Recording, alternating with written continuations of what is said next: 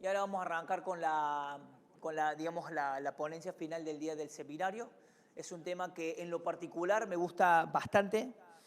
Les comenté que el cronobiología y rendimiento que vimos hace en la mañana, decidí presentarlo primero acá. Por eso también me estaba muy contento hoy porque he sido invitado al Congreso Internacional de Ciencia y Ejercicio en Ciudad de México a fines de octubre, el segundo año que me invitan, y uno de los temas que va a ser de charla es cronobiología y rendimiento. Así que lo que preparé para allá, le dije a Javier, me gustaría poderlo dar acá como manera de primicia con los chicos. Así que bueno, esa fue una de las ponencias que voy a dar en México, y otra va a ser de circuitos neurometabólicos, que es también un poco lo que me baso en el diplomado en la parte de pérdida de peso. Bien, ahora vamos a ver un tema que prácticamente es como biográfico, porque a esto me dedico y en esto me formé, la prevención de lesiones. Aclaro, yo no soy fisioterapeuta ni soy rehabilitador, soy profesor en educación física, pero dentro de la educación física existe una rama que se llama ejercicio físico adaptado. Ejercicio físico adaptado que se llama EFA, que es el área donde yo trabajo en el gimnasio Sport Life aquí en Cancún, por las mañanas. Un poquito la historia que tiene el ejercicio físico adaptado. Siempre en la rama de la gimnasia, hoy prácticamente no se dice gimnasia, pero antes, en la década de los 80 o los 90, cuando yo estudiaba,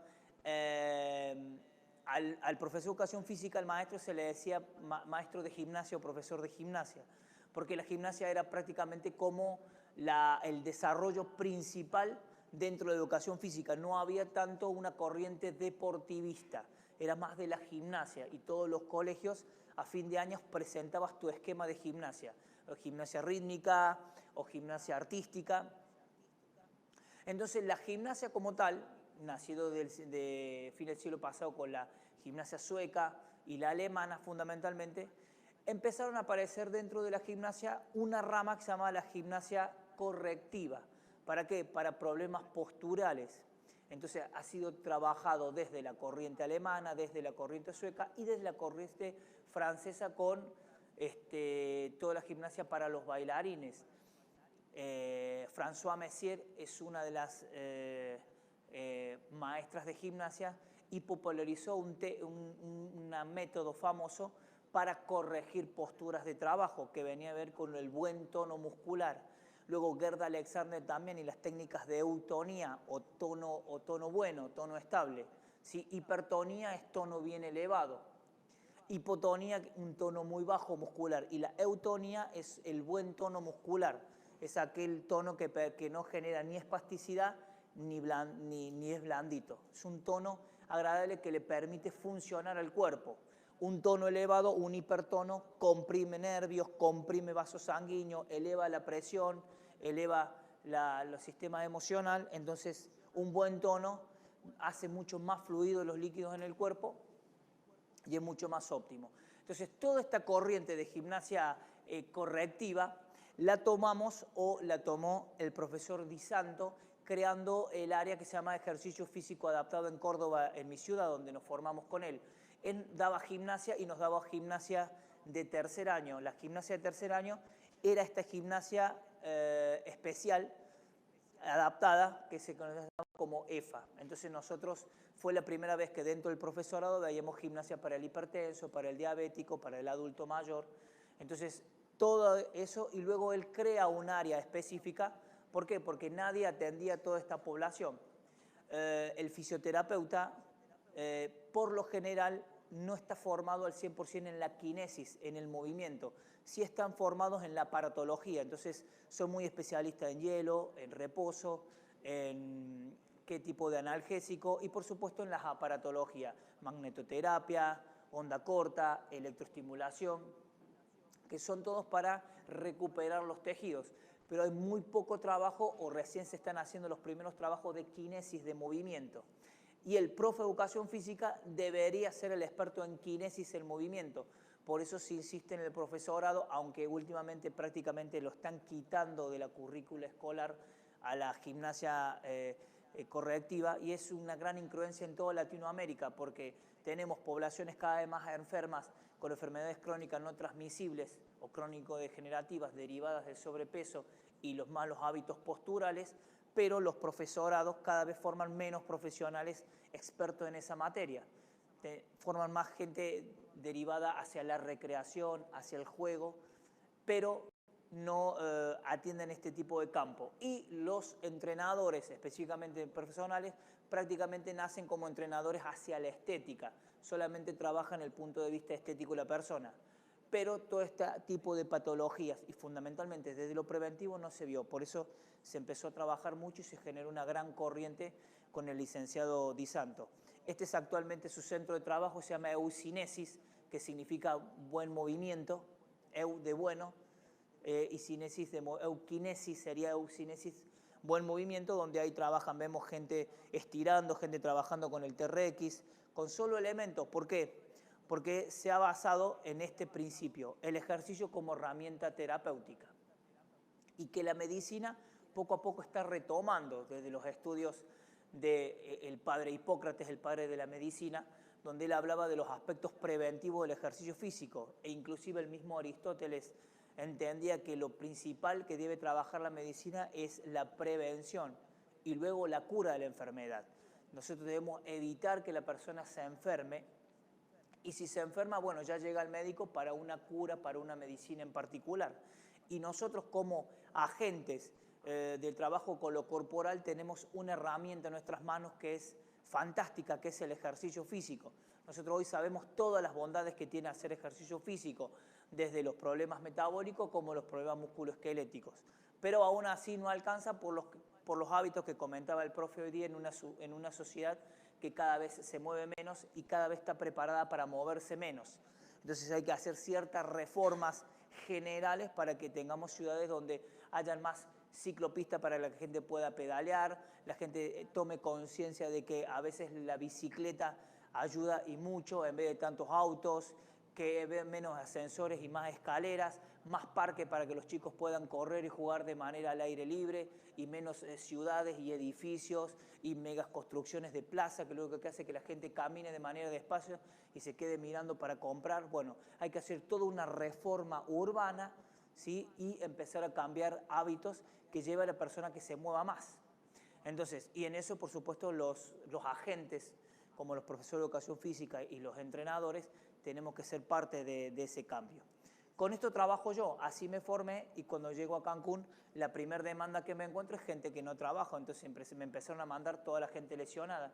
Así que desde que llegué a Cancún nunca he dejado de no tener trabajo, porque toda la gente que tiene problemas lumbares, toda la gente que tiene problemas con los dolores de hombro, tendinitis de rodilla, sobrepeso, diabetes, me la envían a mí, a adultos mayores. Así que siempre estoy en contacto permanente con trabajo, porque es un campo que mucha gente realmente necesita ayuda, pero muy pocos profesionales. Así que a la gente que le guste este campo, le invito a que se meta de lleno a estudiar, porque realmente hay mucho trabajo, hay mucha gente que realmente necesita de un correcto movimiento o corregir a través del ejercicio todas las alteraciones funcionales. Bien. Vamos a hablar un poquito de lo que hago yo hoy en día. Prácticamente esta conferencia es prácticamente autobiográfica, porque es lo que hago y lo que me dedico todo el día. Factores que podemos encontrar en las lesiones, chicos, son dos: intrínsecos y extrínsecos. ¿A qué nos referimos con factores extrínsecos? ¿Sí? Tiene que ver a todo lo que está fuera del cuerpo, como por ejemplo la indumentaria, la superficie del terreno, las medidas de seguridad de los elementos. Son cosas que se pueden prevenir, pero muchas veces pero los factores extrínsecos tienen que ver con todo lo que podría prevenirse desde el punto de vista de infraestructura. ¿Estamos? Por ejemplo, si tienes un terreno irregular para correr y la persona está saliendo o quieres evitarte una esguince, tienes que mandar a correr en superficies regulares, ¿sí? Evitar o los calzados que las personas utilizan, si hay calzados que son demasiado bajitos y golpea cada vez que corren el impacto y genera fascitis plantar, hay que cambiar el calzado. Las mismas fajas térmicas que hoy hablaba el profesor, son todas cuestiones que están fuera del cuerpo que pueden ser evitados. la seguridad de los cables en la polea, en los gimnasios, que los aparatos estén en buenas condiciones y nadie se golpee o se lesione por algún tipo de trabajo de sobrecarga y demás. Y los factores intrínsecos, que aquí sí podemos trabajar y mucho, tiene que ver primero con lo genético, y los genéticos 50 y 50, 50 genéticos, 50 ambioma, es decir, que es del ambiente. Pero si hay una persona que ya, por ejemplo, genéticamente tiene una mayor síntesis de elastina, que se llama, es decir, no colágeno, que es rígido, sino la elastina, que es una parte del tejido conectivo, pero hace que los tejidos sean más distensibles, la gente está más propensa a dislocarse el hombro, a sufrir luxaciones, y eso ya es un problema genético. Lo que hay que trabajar es cómo estabilizar la articulación para que genere menos luxaciones o menos dolor. Las asimetrías corporales es básicamente lo principal que hay que trabajar. Primero hay que tratar de detectar las asimetrías para poder corregirlas antes de cargar el cuerpo. Los desbalances musculares, ¿sí? Una pierna es más fuerte que la otra, un músculo agónico es más fuerte que tu músculo antagónico y por consiguiente jala la palanca mecánica, es decir, jala el hueso generando alteraciones en la articulación. Esos desbalances hay que detectarlos. Los niveles de AEDM, que es amplitud de movimiento o rango de movimiento. La persona que tiene poco rango de movimiento es una articulación que manda mala información al cerebro y encima está propensa a lesionarse. La gente que es muy rígida y no estira, con el tiempo tiene problemas porque vuelve una articulación rígida no manda información propioceptiva, que se llama, es decir, información propia de la articulación y los músculos al cerebro, entonces en determinado rango ya el cerebro no se entera lo que pasa, no controla y por consiguiente se lesiona. Y por supuesto los niveles de fuerza también. Estos son los puntos, es decir, no el genético porque no lo podemos modificar, pero todo lo demás para abajo sí, asimetrías, desbalance, niveles de rango de movimiento y niveles de fuerza, sí lo podemos trabajar y son los factores preventivos que trabajamos. Entonces, para hacer más concreto todavía el trabajo, 3 grandes pilares son los que trabajo a diario: la amplitud de movimiento, el rango de movimiento, la fuerza y la estabilidad articular. Vamos a ver uno por uno, ¿sí? Bien, amplitud de movimiento o ADM, vamos a ver. ¿Qué significa amplitud de movimiento? Bueno, en definitiva significa disminuir resistencias ¿qué? Plástico-elásticas y reflejas o neuromusculares. Con plástico-elástica me refiero a la fascia, a las envolturas que tiene un músculo. Acá tienen ustedes una imagen. Endomisio, perimisio y epimisio son bandas de tejido conectivo que empaquetan a la fibra muscular. Varias fibras musculares son empaquetadas por un haz que se conoce, por el perimisio, ¿sí? Y el epimisio, que es otra vaina conectiva que rodea y compacta al músculo como tal. Entonces el músculo está compartimentalizado, las fibras musculares, pero rodeadas por tejido conectivo. Ese tejido conectivo se retrae y toma la longitud del músculo. Por eso cuando tú te lesionas el codo y te fijan el codo y no lo puedes movilizar, cuando te quitan la férula o el cabestrillo que sostiene el codo, el brazo o el músculo queda acortado y hay que recuperar nuevamente la extensión completa de la articulación. ¿Por qué? Porque el tejido conectivo, que tiene moléculas de colágeno que son bien rígidas, se forman de manera desordenada, de manera anárquica, y lo cual evita la extensibilidad del tejido dando esa configuración. Entonces el tejido conectivo es una de las restricciones a la amplitud del movimiento, que se conoce como restricción plástico-elástica. Y la otra es neuromuscular. ¿Por qué neuromuscular? Como les comenté hoy, el músculo, ahí lo ustedes están viendo en su pantalla, tiene un reflejo que se llama un uso intramuscular, que es el receptor del estiramiento. ¿Qué quiere decir? Que cuando un músculo sufre una pequeña deformación longitudinal, se estira, por más pequeño que sea, es sensado por la médula espinal e inmediatamente, antes que se dé cuenta el cerebro, ya está descargando un reflejo contráctil. Cuando se estira el músculo, de manera refleja, el mismo músculo se contrae porque tiene este sistema de protección de reflejo miotético. Entonces, ¿qué es lo que va a limitar una apertura o un rango de movimiento? La retracción plástico-elástica del tejido conectivo y la sensibilidad o el umbral que se conoce de este reflejo, que está muy hiperactivo. Entonces hay que disminuir la actividad del reflejo y hay que romper literalmente la molécula de colágeno para que se obtengan los rangos articulares óptimos. Bien, mantener los rangos articulares óptimos, niveles mínimos de flexibilidad y simetría son los tres grandes puntitos en cuanto a amplitud de movimiento. ¿Cómo lo vamos a hacer a los niveles mínimos? A través de cierto tipo de test de trabajo. Por ejemplo, el test de West y Dylon, el que ustedes están viendo, que es el test donde uno se sienta y proyecta el cuerpo tratando de llegar lo más lejos, es un test que tiene sus ventajas, sus pros y sus contras. Su ventaja que prácticamente toma toda la cadena posterior de extensión. Si ustedes recuerden que el cuerpo trabaja por cadenas musculares, tenemos todo el cuerpo está desde el tobillo hasta el occipucio, acá en la base del cráneo, en el occipital, conectado por toda una línea de músculos con solución de continuidad hasta la pantorrilla. Todos esos músculos están conectados y permiten la extensión del cuerpo. Bueno, este test nos permite ver los niveles de flexibilidad que hay en toda la musculatura extensora, que en realidad es la musculatura que más sufre. Zona lumbar se retrae, zona glútea se retrae, zona discotibiales se retrae. Son zonas que siempre aparecen retraídas en las personas y están asociadas con, por supuesto, el dolor crónico de la espalda baja. Este es un test en el cual uno puede detectar ciertas cosas. Por ejemplo, si la persona no llega a cero, es decir, que no llegaría ni siquiera a la punta de los pies, estamos hablando que es deficiente. Aceptable es que la persona por lo menos llegue a nivel de la punta de los pies. ¿Sí? De 0 a 10 centímetros, si se pasa a 10 centímetros, es lo que buscamos en la gente con fitness. Toda la gente que no llega a cero, mi objetivo es primero llevarla a cero. Y una vez que logramos ese rango de movimiento, seguimos trabajando para que pueda tener hasta más 10 centímetros como sinónimo de salud, o por lo menos como un factor preventivo en las lesiones o contracturas crónicas de la espalda baja.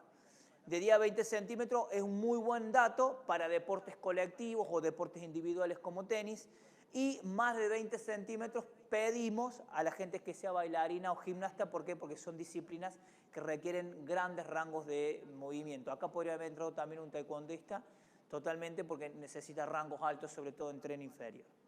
¿Está? Entonces, primer ejercicio, primer test que evaluamos es el West y Dylon. El segundo test que le evaluamos a la persona es este de torsión de la columna en el eje transversal o en el plano transversal. Este test, ¿cómo lo medimos? Si la rodilla no llega, ¿sí? Al nivel de la cadera, ¿sí? Cuando rota, estamos hablando que es deficiente la rotación a nivel lumbar. Cuando la rodilla pasa el nivel de la cadera, estamos hablando que es un nivel aceptable mínimo que pedimos.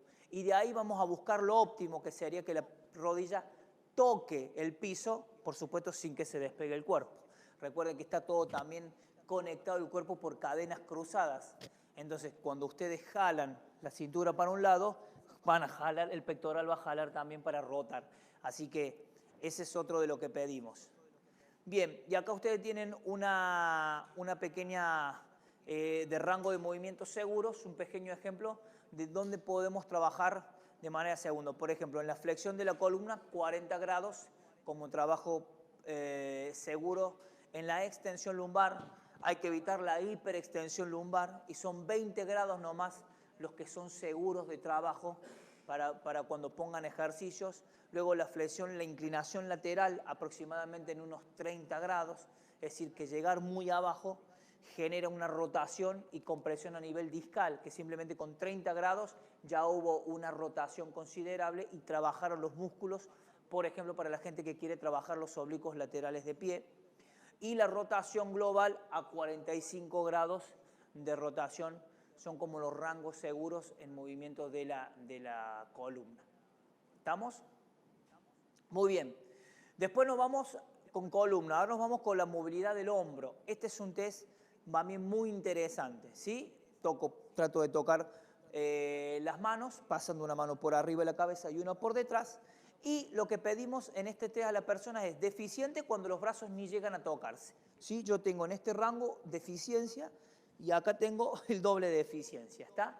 Entonces, tenemos que trabajar para llegar a los rangos. Aceptable cuando los dedos logran tocarse. Y por supuesto, óptimo cuando se agarran los dedos por detrás, ¿no? Entonces hay que trabajar mucho la flexibilidad de la columna, del hombro, porque uno de los principales problemas del hombro es la inestabilidad, las lesiones de hombro y la falta de recorrido de movimiento o de rango de movimiento. Entonces, sobre todo la gente que hace mucha masa muscular, utiliza como estratégica recorridos cortitos, parciales. ¿Por qué? Porque grandes rangos de movimiento requieren menor carga. Entonces, nosotros en el profesorado, recuerden, nosotros vemos dos tipos de configuración según la forma muscular de la hipertrofia. O longitudinal, donde adosamos más fibras en la transición vientre-tendón, dando una configuración longitudinal al músculo, o transversal, donde vamos empaquetando en el centro la cantidad de nuevos sarcómeros o nuevas fibras o miofibrillas musculares. Entonces, cuando se empaqueta en el medio, aumenta la masa muscular, disminuye el ROM. Pero no debería ser, debería haber un aumento de la masa muscular sin perder los rangos de movimiento. ¿Qué te hace perder rango de movimiento cuando utilizas carreras incompletas? Siempre trabajas ahí, siempre trabajas cortito, entonces tienes que hacer rangos de movimientos amplios. Por eso siempre digo que el Pilates estiliza a las chicas, termina estilizando porque utiliza rangos completos de fuerza. Entonces, una pierna hace fuerza desde atrás, hacen trabajos circulares y eso trabaja el gran rango de movimiento y trabaja fuerza con amplitud de recorrido articular. Eso es ideal para factores preventivos, ¿está? Entonces, quedó la parte del hombro, ¿no? Bien, acá tienen, cuando una persona tiene dolor o compromiso subacromial, lo que conviene es mantenerse dentro de los rangos de la diapositiva que tienen en las pantallas. De 0 a 70 prácticamente casi no hay dolor. Los lugares realmente álgidos donde empieza el dolor está entre los 70 y los 120 grados. Para arriba es un lugar dolor, así que si una persona les llega con un problema de hombros, recuerden que los grados entre los 70 y los 120 es un lugar de compromiso subacromial muy grande, es decir, que acá el acromion, este ganchito, es un huesito que tenemos acá en el hombro y por debajo pasa el supraespinoso, el famoso supraespinoso. Es más, es tan perfecta la hendidura del músculo que cualquier problema que tenga la escápula, que se deprima o no haya movimiento, comprime y raspa al tendón del supraespinoso, generando inflamación y dolor crónico. Así que es una lesión muy común, sobre todo con los trabajos de mucha carga por sobre hombro o por trabajos repetitivos sobre hombro. Vóley, lanzamiento, pitchers, nadadores, ¿sí? Todos los que todo el tiempo tienen trabajos por sobre la cabeza del hombro, hay que tener mucho cuidado en la prevención. La siguiente prueba que tomamos es una específica discotibial, porque si el Waist Islands me da el rango o por lo menos los niveles de flexibilidad de la columna en general y lumbar en particular, puede que muchas personas tengan flexibilidad lumbar pero estén acortados discotibiales, por eso tomamos uno de isquio exclusivamente, que la persona se acuesta y directamente flexiona la cadera. ¿Y qué encontramos acá? Bueno, deficiente entre 45 y 70 grados, tomamos como deficiente. ¿Tá? Si una persona llega hasta aquí nomás, hay que trabajar y mucho.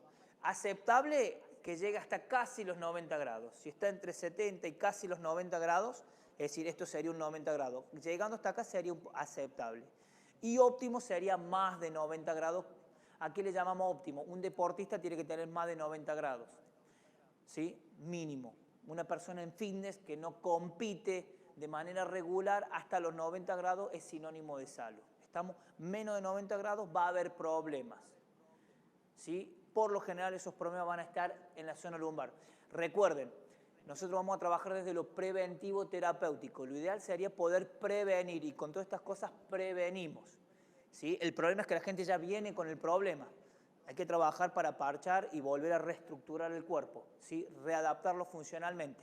Pero si podemos prevenir, mucho mejor para todos. Bien, y dentro de la batería de test le hemos agregado el test de la sentadilla, ¿no? Ustedes ahí tienen. Este test te permite ver tanto de la posición de frontal, ¿sí?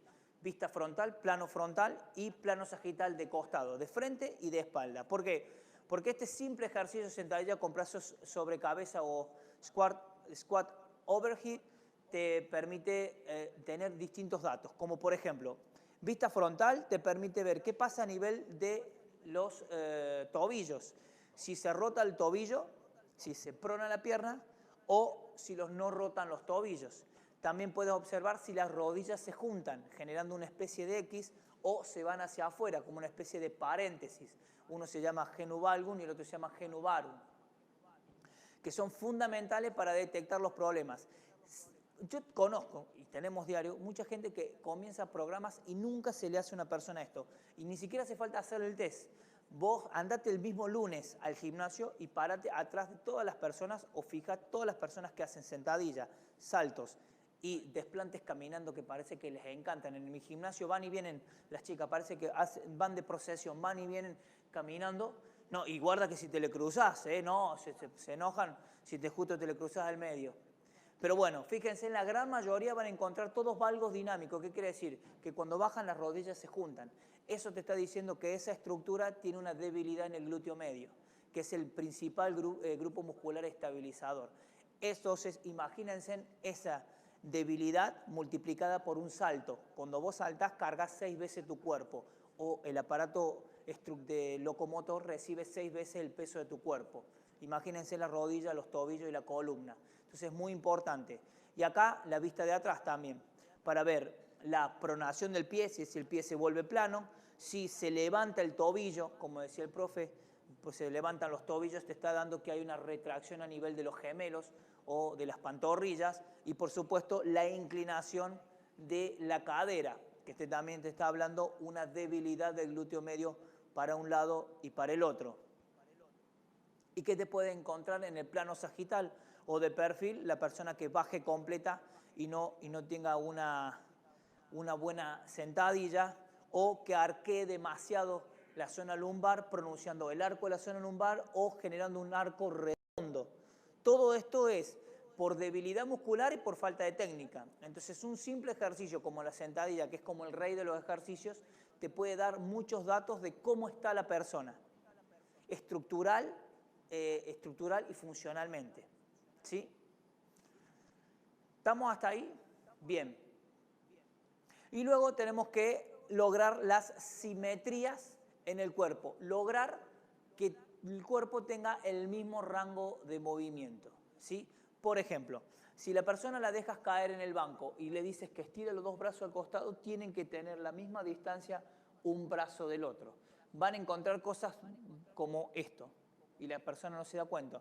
Un brazo más retraído que el otro, o un rango más limitado que el otro. Y si las personas dejan caer los brazos hacia atrás, uno de los 2 brazos va a llegar más que el otro. ¿Sí? Igual que las piernas. Cuando se sientan y roten las piernas, van a encontrar que una pierna rota más que la otra. Son asimetrías permanentes que tiene el cuerpo. ¿Por qué las tiene esa asimetría? Porque el cuerpo es de por sí asimétrico. Tenemos uno de los hemicuerpos. Un hemicuerpo es un lado del cuerpo, mucho más fuerte y más hábil que el otro. Entonces, siempre compensas la fuerza.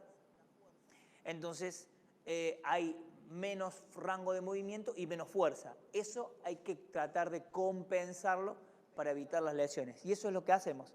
En definitiva, lesión que nos venga, por ejemplo, de columna, tomamos estos test. Y si no tiene buena rotación, buscamos que tenga una buena movilidad de columna.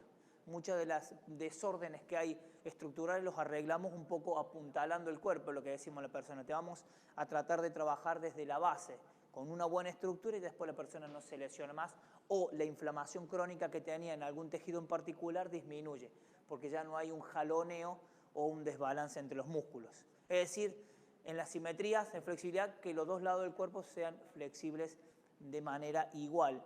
Y en todas cosas, vayan viendo a sus clientes, observen cuando entrenen, observen cuando rotan la cabeza. Gente que trabaja con el monitor para un lado van a dar cuenta que no todas las personas rotan igual. A cualquier persona hagan el test, mira para un lado, no muevas, mira para el otro. La mayoría para un lado te va a mover perfecto, para el otro está limitado. Yo ahora tengo limitado mi rotación hacia el lado izquierdo, porque mi costumbre es tener mi computadora y trabajar hacia mi lado derecho. Entonces me limito hacia mi lado izquierdo, tengo más del lado derecho. Y si quiero ir más, tengo que compensar llevando el hombro. ¿Se entiende? Son pequeñas cosas que empezamos a ver y esas son las compensaciones que tenemos que ir haciendo con entrenamiento. Bien, luego de tomar estas pequeñas pruebas en cuanto a flexibilidad o rango de movimiento, pasamos a la fuerza, ¿sí? Recuerden los 3 pilares: amplitud de movimiento, fuerza y estabilidad. En fuerza vamos a buscar 2 grandes parámetros a ver: la simetría y la proporción. La simetría, nos vamos a referir a la fuerza que hay entre los dos de mi cuerpo, que tiene que ser 100%. 100%. Tu cuádriceps derecho tiene que ser la misma fuerza que tu cuádriceps izquierdo. Tu isquio derecho igual que tu isquio izquierdo. Tu bíceps derecho igual que tu bíceps izquierdo. Cada uno de los ejercicios tiene que tener la misma cantidad de fuerza que el otro, el 100%, si no hay una descompensación. Por eso yo en los planes de adaptación siempre alterno un día y un día. ¿Qué quiere decir? Un día la persona trabaja de manera simétrica, simultánea, y al día siguiente, cuando le toca el mismo ejercicio, trabaja de manera unilateral.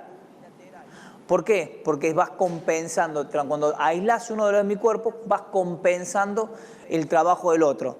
Que si siempre haces los ejercicios de manera simultánea, nunca compensas. De hecho, no te das cuenta del déficit de fuerza porque compensa el lado más fuerte siempre la carga. Entonces, no te das cuenta. Entonces, hay que tratar de, sobre todo en músculos bien particulares, como por ejemplo el cuádriceps y los isquiotibiales, tienen que estar 100% unos de otros. Y si la persona es recurrente en dolores de hombro, traten de que el hombro derecho levante lo mismo que el hombro izquierdo, ¿sí? Tanto sea en sus 3 posiciones, vuelos frontales, laterales y posteriores. Porque si tiene las 2 fuerzas igual, ya te está dando un parámetro de que ninguno de los 2 lados está compensando más. ¿Se entiende la idea?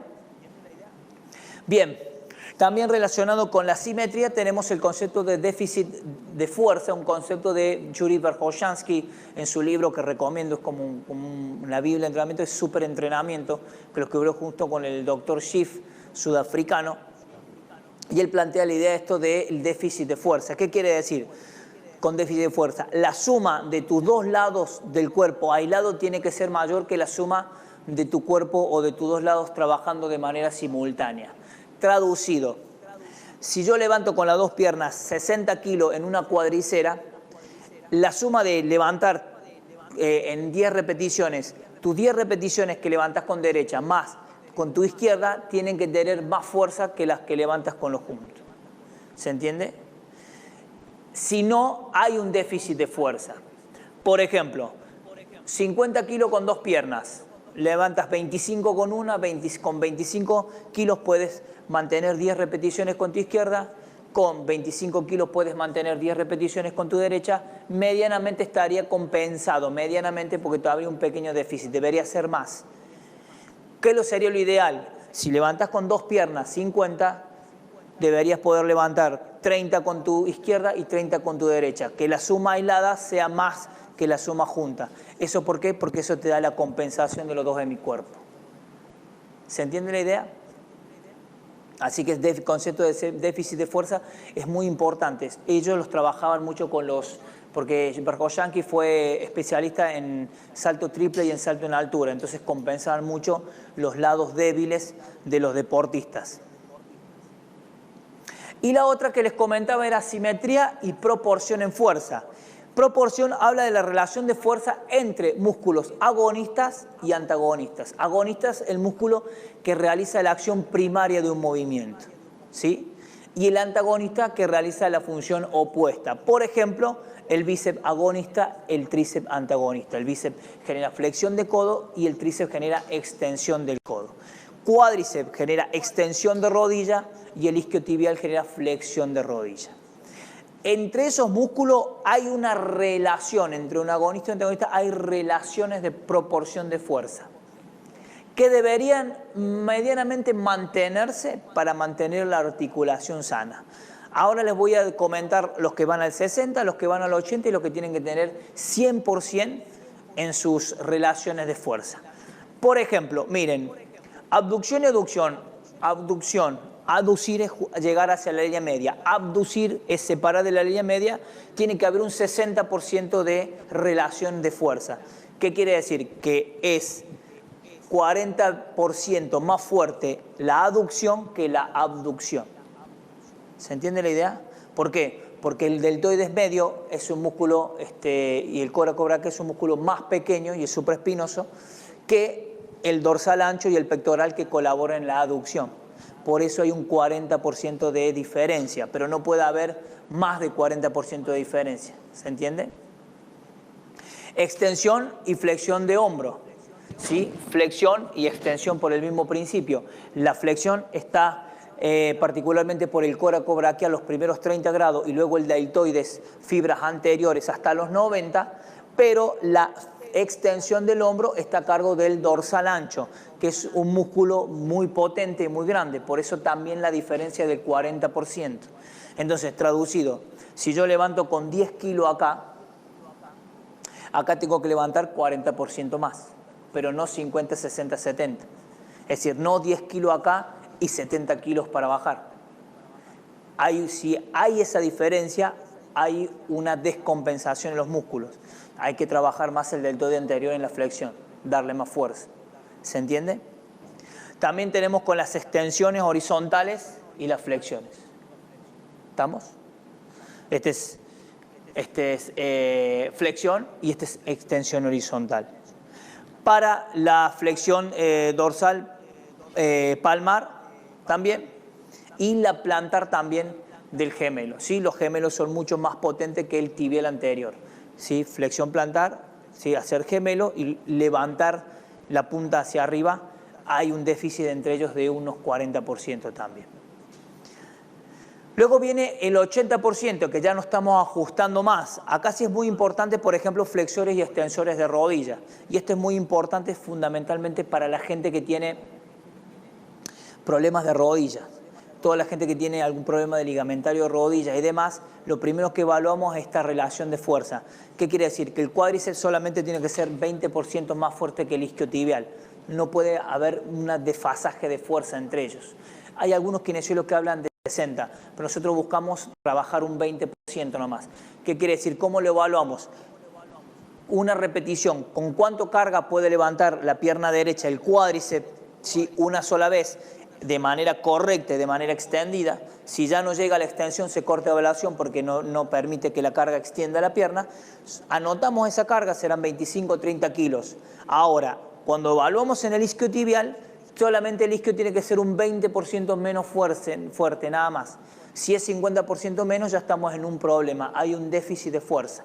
Y saben que el cuádriceps extiende la rodilla, o sea, jala la palanca hacia arriba, el isquiotibial jala la palanca hacia abajo y tiene que haber una relación entre esos dos músculos. Cuando uno está muy fuerte y el otro muy débil, se genera un desbalance y genera un problema ligamentario. ¿Se entiende? O cuando el isquio es muy débil, por lo general termina lesionándose el isquiotibial y por eso, entre otras cosas, los grandes desgarros del músculo isquiotibial son mucho mayores que el cuádriceps. ¿Tá? Entonces buscar ese 20% de relación entre cuádriceps e isquio. Por lo general, si acá levantaste con 30 kilos a una pierna en cuádriceps, tienes que levantar mínimo 25 con isquiotibiales. Si levantas 15, estás en problema. Hay que entrenar ese isquiotibial para balancear la fuerza. ¿Se entiende? Igual con los flexores de cadera y los extensores. El glúteo debería ser 20% más fuerte que el flexor de cadera. Y esto lo evalúas en la multicadera. Con el rodillo adelante flexionas. Supongamos que acá levantaste 40 kilos en un movimiento, bien hasta arriba, pasando los 90 grados. En la extensión de glúteo deberías levantar más kilos todavía, un 20% más. Los únicos deportistas donde el glúteo se emparenta con los flexores es en los futbolistas que dependen mucho del trabajo del psoas o de personas que trabajan con la flexión de cadera como bailarines particularmente y taekwondistas y demás, que pueden llegar a tener un 100% relacionados sus glúteos con el flexor de la cadera.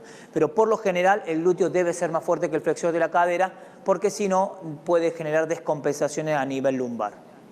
Aductor de cadera y los abductores de caderas también. Tiene que haber, el aductor es 20% más fuerte que el aductor de la cadera. Entonces siempre si trabajan 100%, recuerden que tienen que tener el aductor más fuerte, pues es un músculo más grande. Entonces el aductor 60 kilos, ¿sí? Y el abductor 55 o 50 kilos. ¿Se entiende la idea? Para trabajar la relación de carga. Extensores y flexores del tronco también hay una relación de 20% a favor de los músculos abdominales, y tanto los rotadores internos como los rotadores externos de los hombros también deberían tener esa. Entonces, una persona que viene con dolor de hombro, le evaluamos rotación interna y rotación externa y tratamos de ver que el rotador externo es 20% más débil que el rotador interno, pero solamente 20%. Por lo general lo que encontramos son diferencias de 50%, porque el rotador interno lo ayuda, es colaborador también el dorsal ancho y el pectoral. Por eso es mucho más fuerte esta rotación que la rotación externa, que solamente depende del manguito rotador, fundamentalmente el infraespinoso y ya me voy a acordar del siguiente musculito, ¿está? De la rotación externa.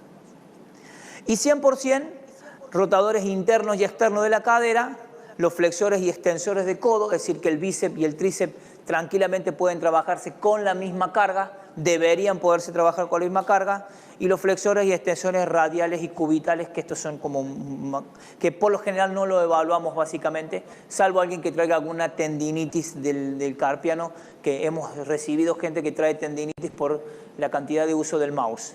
Pero por lo general las pruebas que tomamos son la de la cadera, la de la rodilla fundamentalmente y la del hombro, ¿no? Rotador interno y rotador externo, para ver cómo está la fuerza de los manguitos rotador, ¿no? Redondo menor, el redondo menor y el infraespinoso son los rotadores externos, musculitos del manguito rotador. Estamos hasta ahí en cuanto a fuerza. Simetría 100% los dos lados del cuerpo y proporcionalidad según los músculos agonistas antagonistas, ¿está? No se preocupen porque esta ponencia se la vamos a enviar. Así que ahí van a tener los porcentajes para que ustedes tengan una referencia para trabajar, ¿no? Bien, y la estabilidad vamos a hablar como la capacidad de activar los pequeños musculitos brindando una protección a la articulación. Para esto necesitamos construir programas estabilizadores, ¿está? No solamente nos sirve trabajar los pequeños musculitos, sino que también esos pequeños musculitos deben ser entrenados en una secuencia donde esos músculos, a la hora de ser solicitada la articulación, se preactiven antes de los músculos que movilizan la articulación. Entonces, para que ustedes se den cuenta, el cuerpo debe pensar de la manera siguiente: voy a lanzar. Antes de lanzar se tienen que preactivar los músculos que le dan estabilidad a la escápula y al hombro, previo a los movimientos, a los músculos que generan el movimiento como tal. Y eso se aprende, y es una secuencia que se aprende el cerebro. Y se aprende a través del entrenamiento de esos músculos particulares. Nosotros usamos para trabajar la estructura, o por lo menos el siguiente recorrido, del centro a la periferia. Como decía el profe recién, lo principal que tenemos que trabajar es el core o el eje lumbopélvico, la estabilidad del eje lumbopélvico. Toda esta zona tiene que estar en perfecto estado porque es la zona donde se transfieren las fuerzas tanto para el tren inferior como para el tren superior. Cuando tú lanzas, no solamente sufre el hombro, sino que también la zona media, y desde acá nace la fuerza. Entonces, si está estable la columna, todas las demás estructuras tienen una tendencia a estar más estable. Entonces, ¿qué hacemos con esto? Hacemos simple. Para ver la estabilidad del eje lumbopélvico tomamos este simple test que es la plancha o el puente frontal. Este ejercicio, al igual que la sentadilla con la cabeza, con los brazos sobre cabeza, te da muchos datos. ¿Qué dato te da? Bueno, si la cadera se cae o se mantiene en el lugar. Por lo general, la mayoría de las caderas se cae y el arco lumbar se pronuncia. Otro dato importante que puedo ver es la rotación de la cadera. Muchas de las personas rotan la cadera, no la pueden mantener de manera estable. Y por supuesto, otro dato que te da a nivel del hombro, si las escápulas se salen o se mantienen pegadas a la parrilla costal. Eso se conoce como escápulas aladas, ¿sí? O alatas, ¿sí? Esos son signos de que si se arquea la espalda baja y se cae la cadera, debilidad del core. Si rota la cadera, debilidad del core y del glúteo medio. Y si la escápula se despega de la parrilla, debilidad a nivel escapulohumeral. Entonces, este simple ejercicio también, tanto como la sentadilla, te dan datos para saber de dónde tengo que empezar a trabajar en la persona. Y en el programa de adaptación de 4 o 5 semanas, la persona debe trabajar para fortalecer estas estructuras antes de que salte, antes de que corra, antes de que cargue o levante grandes cargas para el aumento de la masa muscular o ejercicios de potencia y demás. ¿Se entiende la idea? Bajo ese punto de vista trabajamos. Un poquito de anatomía, la activación de la musculatura profunda lleva 2 grupos musculares, en realidad 3 claves. Multífidos que van de vértebra a vértebra, que son pequeños musculitos. El transverso, que cierra la cincha abdominal, y el suelo pélvico. Si se activa el suelo pélvico, de manera refleja se activan todos los musculitos que van de vértebra a vértebra. Si se activa el transverso, de manera refleja se activa toda la musculatura paravertebral, dándole soporte estructural a la columna. Y por supuesto, los multífidos se activan, son pequeños músculos que se activan de manera refleja. ¿Por qué? Porque yo no puedo activar de manera voluntaria el multífido. Yo no puedo decir ahora quiero activar el multífido. No, no puedes. Lo que puedes activar sí voluntariamente es el transverso. Exhalando y escondiendo el abdomen. ¿Vieron esos ejercicios que se conocieron o en un momento se pusieron de moda llamados hipopresivos? Bueno, eran ejercicios destinados a disminuir la cincha abdominal y entrenar la faja natural del cuerpo. Si la persona entrenase esta faja natural previo a los abdominales, no tendría problema después a nivel lumbar por hacer cantidades de abdominales e inclusive mal hechos. Y tampoco debería usar fajas, como estábamos hablando de, porque la faja le quita la estabilidad natural del cuerpo. Entonces, si el cuerpo tiene algo que le evita trabajar, lo deja de hacer. Entonces, hay que acostumbrarlo al cuerpo a que active el transverso para que le dé la estabilidad propia al cuerpo, ¿sí? Y no dependa de una faja, porque si no después se acostumbra a que la faja comprime. Entonces, cuando no está la faja, la columna está endeble. Prácticamente es que como caminar sobre el lodo. En cualquier momento te hundes, te caes, y así prácticamente está la columna vertebral. Por eso la cantidad de lesiones que encontramos. ¿Cómo trabajo el core? Bueno, con toda esta familia de los puentes y de las planchas. Estos ejercicios no te pueden faltar en la parte de adaptación. Entonces, los crunch son buenos, las crunch son buenos, los diagonales son buenos, pero este tipo de ejercicios son muy buenos porque trabajan toda la estructura y fundamentalmente la del core. Entonces, estos ejercicios deben ser entrenados e inclusive a diario en el programa de entrenamiento de una persona fundamentalmente en fase de adaptación, ¿sí? Para preparar el cuerpo. Dijimos del centro a la periferia, estabilidad central, primer paso. Segundo paso, nos vamos a la estabilidad de la cadera. ¿Qué test tomamos cuando llega la persona para ver la estabilidad del glúteo medio? El sentadilla o el squat a una pierna. Fíjense que este test nos da mucha información de todo lo que puede pasar a la cadera. La cadera debería hacer la persona cuando, si tú trazas una línea de cresta ilíaca a cresta ilíaca, o de espina ilíaca antesuperior a espina ilíaca anterosuperior, no debería inclinarse, debería estar perfectamente alineada cuando baja y cuando sube. Cuando hay inclinaciones y rotaciones de la cadera, estamos hablando de debilidad del glúteo medio y del core fundamentalmente. Si la rodilla, cuando bajas, entra hacia adentro en un valgo dinámico como la sentadilla, ¿qué te está denunciando esa estructura? Que el glúteo medio está totalmente débil. Porque el glúteo medio lo entrenamos mucho con ejercicios hacia afuera. Pero fundamentalmente es un músculo que le da estabilidad a la cadera cuando el peso queda de manera unipodal a una pierna.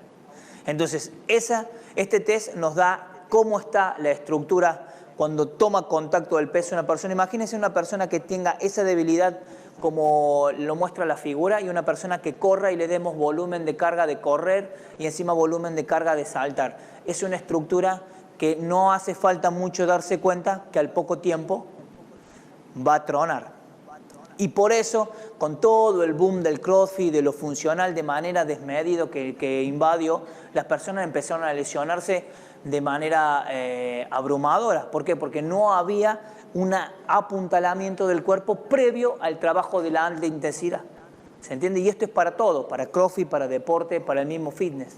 Entonces, esto es muy importante tenerlo en cuenta. ¿Qué músculos son los estabilizadores? Dos fundamentales trabajamos, el glúteo medio y el piriforme. El piriforme, ahora se lo muestro. Este es el glúteo medio, está en color verde, el gran glúteo medio. Ustedes ven que conecta la cadera con el fémur. ¿sí? Por eso cuando se cae la cadera, el glúteo medio inmediatamente trabaja para alinear la cadera, ¿sí? Glúteo medio. Y el piriforme es un pequeño musculito que lo ven ustedes ahí en la imagen.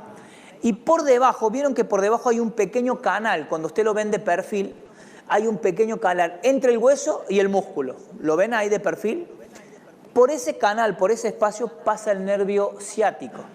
Por eso cuando hay los dolores de ciática son la compresión del piriforme con el hueso, comprime el nervio ciático, el músculo contra el hueso.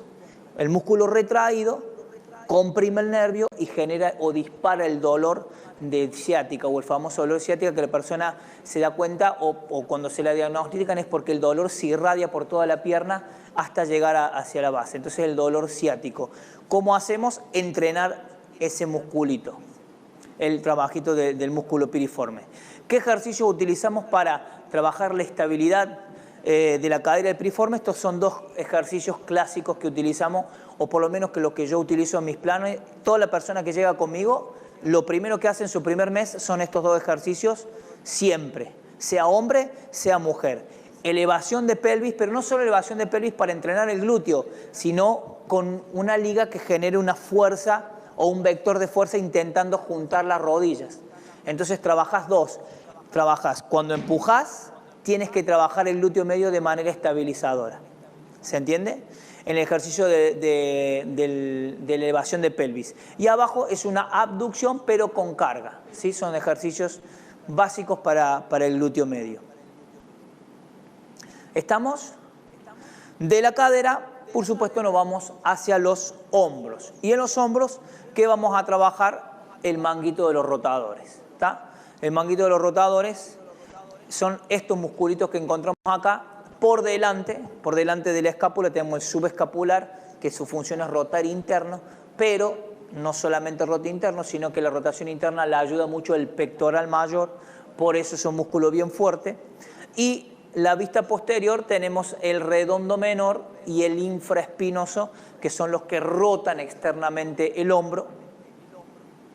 Entonces son músculos que primero tienen que estar compensados en un 80%, les comenté.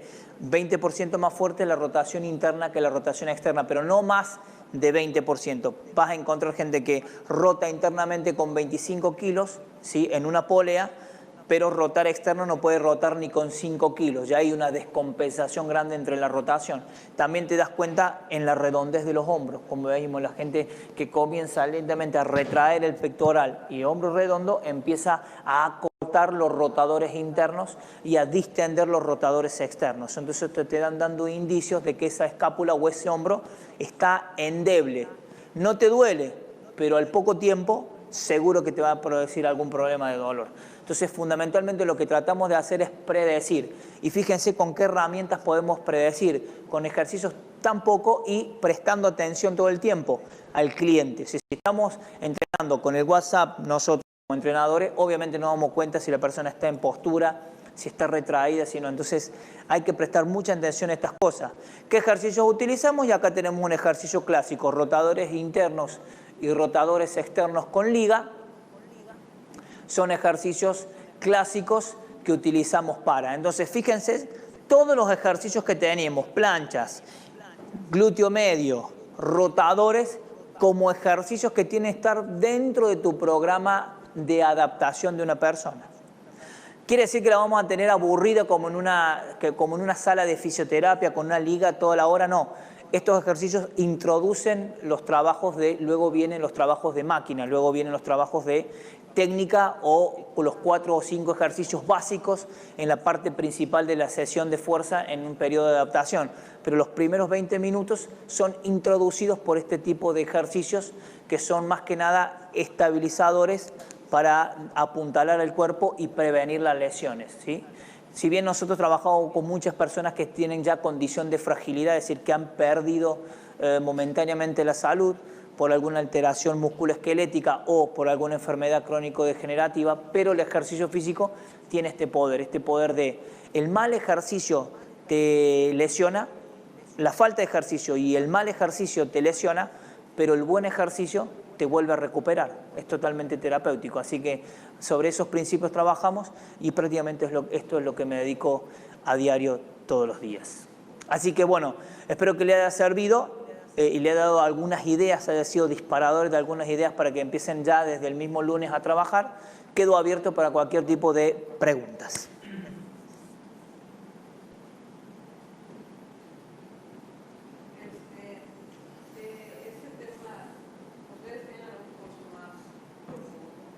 De este tema apasionante, tenemos el módulo de poblaciones especiales, pero hablamos también de manera general porque tocamos varias patologías, ¿sí? De músculo esquelético en el módulo de pérdida de peso que vemos fundamentalmente es columna, que vemos toda esta parte de core y los estiramientos de la zona lumbar, que es de lo mucho que te va a llegar en el gimnasio.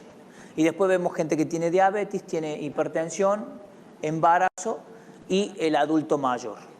Pero todo este tipo de herramientas todavía no. Está bajo diseño, estamos diseñando una certificación específica para la gente que le interese trabajar desde la parte preventiva y terapéutica en consonancia con fisioterapeutas y médicos del deporte. Inclusive actualmente me llamaron la nueva clínica que se acaba de inaugurar de médicos cubanos, Fisiovida, en la Avenida La Luna, para que generemos una estrategia de trabajo conjunto, ¿no? De yo poder ceder pacientes y ellos mandarme pacientes para toda la parte de rehabilitación. Y trabajar esta franja negra que hay.